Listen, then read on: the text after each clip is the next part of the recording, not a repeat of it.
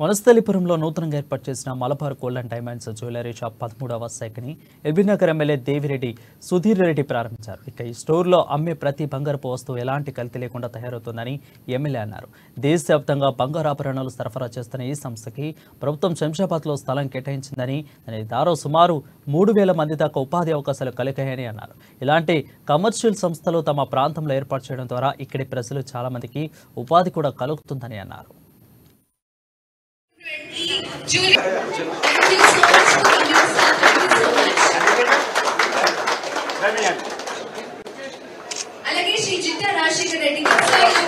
India head Siraj గారు మరియు షబీర్ గారు మరి ఆధ్వర్యంలో మన ప్రాంతంలో ఈ యొక్క ఇండోర్ స్టోర్ ఓపెనింగ్ చాలా సంతోషకర విషయం. ఓవరాల్ గా 344 స్టోర్ల ఈరోజు దేశవ్యాప్తంగా వ్యాపార లావాదేవీలు నడుస్తున్నాయి.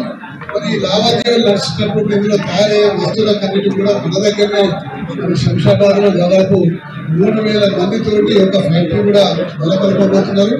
ఆ 3,000 మందిలో మన ప్రాంతం నుంచి కూడా ఎంతో మంది ఉద్యోగాలు కూడా పొందే అవకాశం ఉంటుంది. అవకాశం సిరాజ్ గారు మనకు కూడా ఇస్తే ఖచ్చితంగా ఇక్కడ ఈ ప్రాంతంలో అంతా అన్ఎంప్లాయ్మెంట్స్ చాలా మంది ఉంటారు కాబట్టి అన్ఎంప్లాయ్మెంట్ తీసుకుని ఎంప్లాయ్ గా మార్చే అవకాశం ఉంటుంది.